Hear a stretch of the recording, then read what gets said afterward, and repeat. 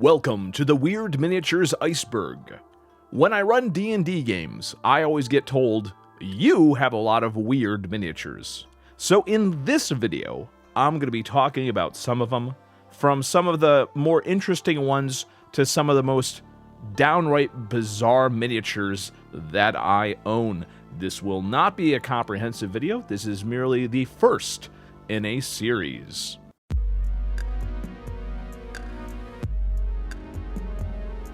Let's start off with some interesting Hasbro miniatures for D&D, specifically the sculpt for the zombie undead beholder, which got reused later on with translucent material for the ghost beholder.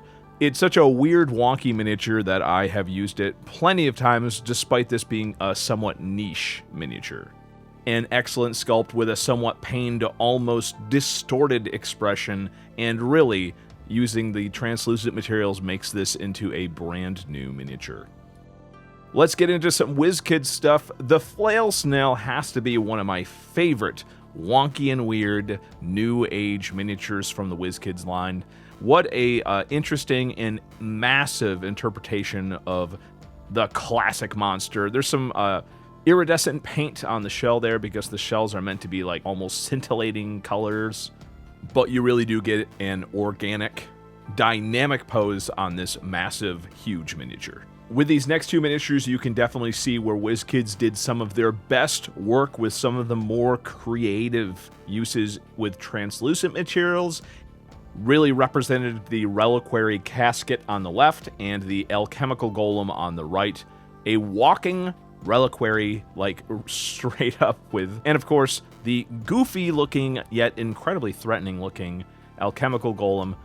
These are some of the best WizKids miniatures I've ever seen, some of the weirdest ones, and sadly they don't make many of these anymore. And speaking of WizKids, let's talk about frameworks. Am I talking about the Hag? No, of course not. I'm talking about the Gingerbread Man. Yes, that's right, the Gingerbread Man. Oh, he's just got a lot of character. For some reason, one of the most threatening auras of any simplistic miniature ever. The Gingerbread Man is a terrifying monster.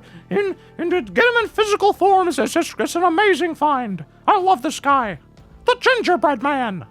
As seen in The Mandalorian, the white knobby spider from the Star Wars miniature game from Hasbro.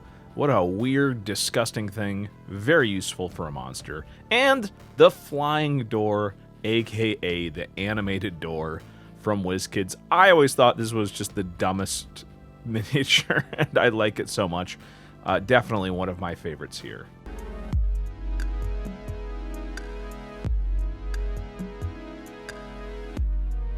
The Animal Adventure miniatures from Steam Forged Games, while they might not exactly be the most off-putting miniatures because they are sort of a cute design, they are just wonky and weird, especially the Alpaca Bard miniature, one of my favorites. And of course, Hellboy 2, The Golden Army. Not a huge success, but the DVD collector's set did come with these amazing miniatures from the automatons from in the movie. Man, and I bought one on clearance, and then later on I found another one in a garage sale. These have to be some of my favorite, I guess they're statues, they're not miniatures, but I really love these. Obviously, you can see the usefulness for many different D&D monsters or scenarios. And of course, when you talk about interesting, weird, unique miniatures, you gotta talk about Wildspire. The Bookish Dragon probably isn't the most useful miniature that I own, but dang it, it just looks great on the shelf. What an amazing sculpt. Some of these were sculpted by MZ4250, including the Spy in Bush miniature, which is one of the most fun. That's just a fun miniature. Just a guy walking around disguised as a bush. It's great. And of course, he also created one of my favorite miniatures, one of the only 3D printed miniatures that I own, the Goose Hyrdra. Honkdra. What an amazing sculpt this is. MZ4250 definitely knocked it out of the park with this one. What a great miniature. You know, obviously, I'll leave a link in the description if you want to get one of these yourself from someplace. Just amazing all over.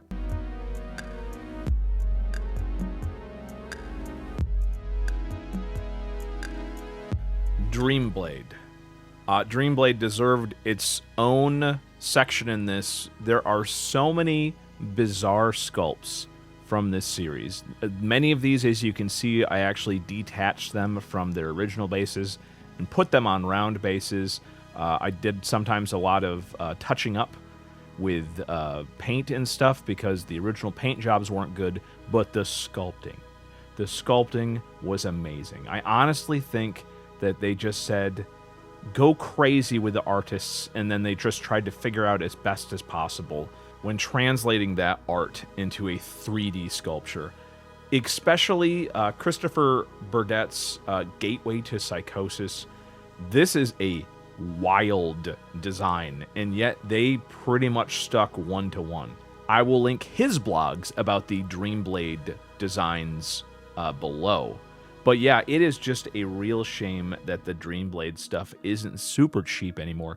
When I first got into D&D and miniatures and stuff, the Dreamblade stuff was super cheap. You could buy individual packets for like individual like booster boxes for like $2. I think getting them individually on eBay is the cheapest version, but yeah. Probably Gateway to Psychosis is the one that definitely is the most wonkiest one that has use in my game. Just what an amazing series of miniatures, and really a testament to what happens when you allow artists to go wild with the design.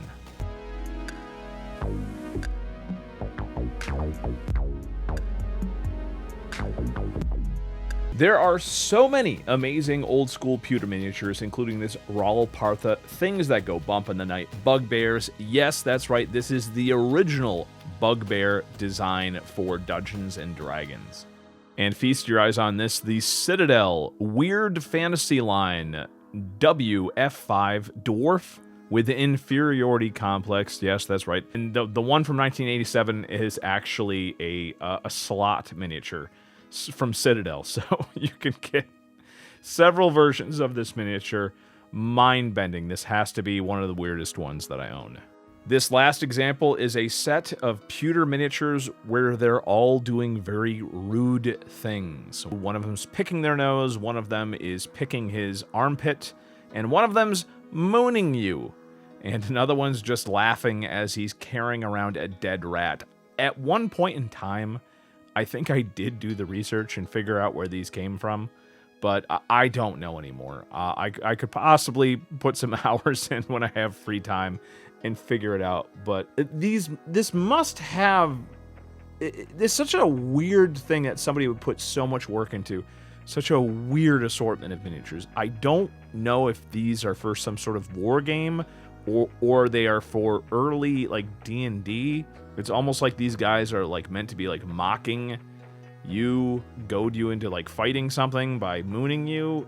It's so bizarre that these things exist. I think these have to be, just from like the use case alone, these have to be some of the weirdest miniatures that I own. But hey, I own quite a few miniatures, and I'm going to be doing more videos in the future talking about the weirder ones. Let me know about the weird miniatures that you own in the comments below. And hey, if you're interested in more videos about weird miniatures, check out my video about the Grenadier Comedy Lords set that I got a partial set of. And I will see you on the flip side.